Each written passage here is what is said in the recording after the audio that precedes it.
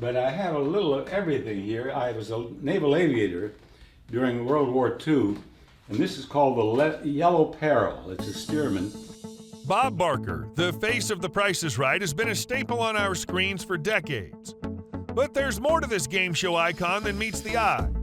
Join us as we unravel the fascinating journey of Bob Barker, from the dazzling lights of the studio to the philanthropic efforts that make him a true champion for animal welfare.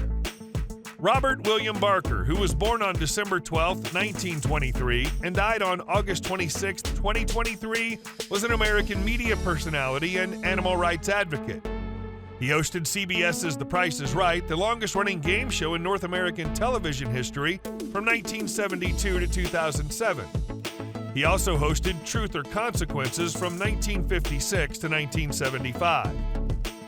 It was difficult to land without scraping a wingtip. Now you want to know, did I ever scrape a wingtip? Yes, I did. But I still got my wings. Now let's take a look at his interests and favorite hobbies. He had 8 miniature schnauzers, 2 standard schnauzers, and 1 Yorkshire Terrier. Bob Barker was a passionate golfer and took karate lessons from Chuck Norris for 8 years. Bob Barker won 19 Emmy Awards, making him one of the most decorated television hosts in history. Barker's last public interview was with People in August 2021, in which he discussed The Price is Right's upcoming 50th season on air. During his life, he donated at least $30 million that we know of to support animal charities and causes such as PETA, Sea Shepherd Conservation Society, and his own DJ&T Foundation, which financed clinics that offered spaying and neutering services. Bob Barker's favorite food was pasta primavera. He was a fan of the Los Angeles Lakers and the Los Angeles Dodgers. He enjoyed listening to music, especially jazz and classical. He was fond of Ella Fitzgerald, Frank Sinatra, and Beethoven. He admired Abraham Lincoln, Winston Churchill, and Mark Twain. His favorite vegetables included broccoli, cauliflower, spinach, and asparagus. I'm a complete success at retirement. I think it's because I did it not too soon, not too late, but at just the right time.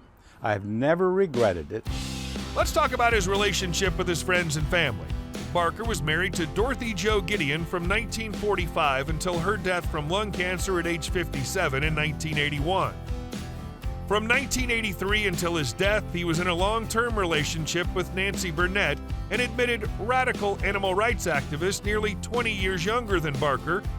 By mutual decision, Barker and Burnett were never married and lived in separate residences throughout their relationship. He had no children with either woman, stating that he'd seen his friends who had poor relationships with their children and felt that he was too busy to properly raise a child. From the late 2000s onward, Burnett described the relationship as a platonic friendship.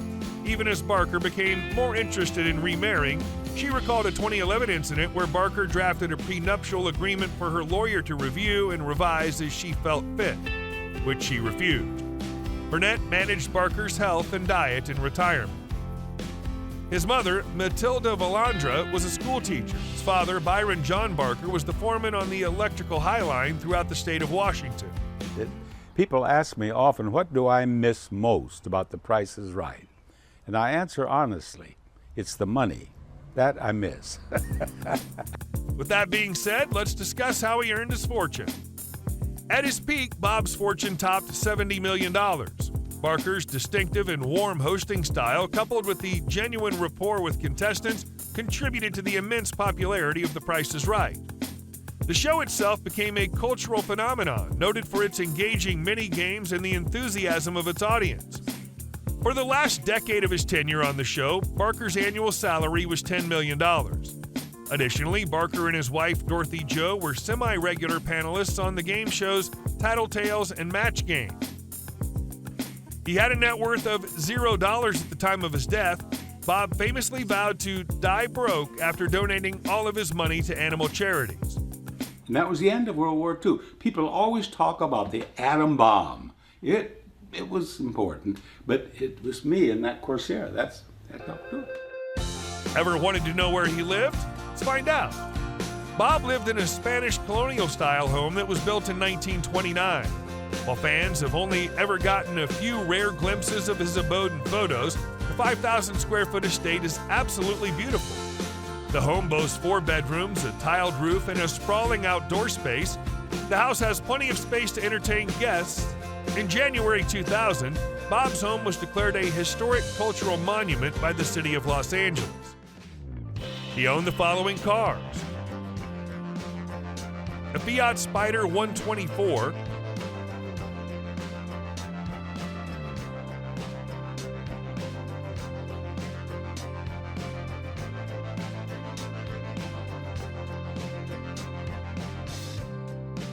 a Corvette Stingray,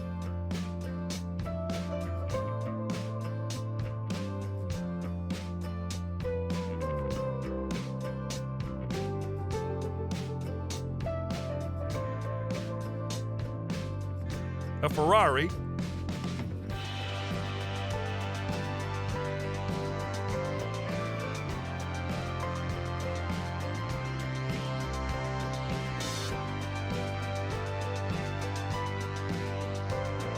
a Cadillac Eldorado,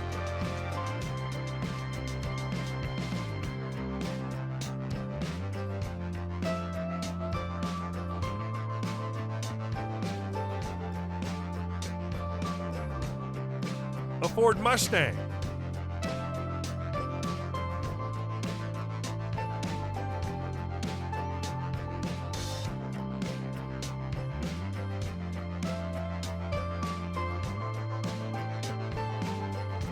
a 1967 Ford Mustang Fastback,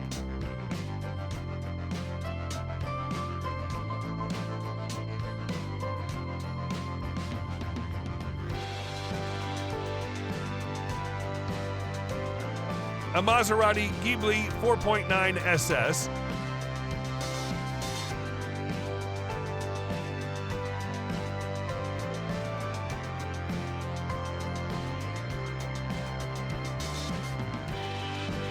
a Bentley Continental GT,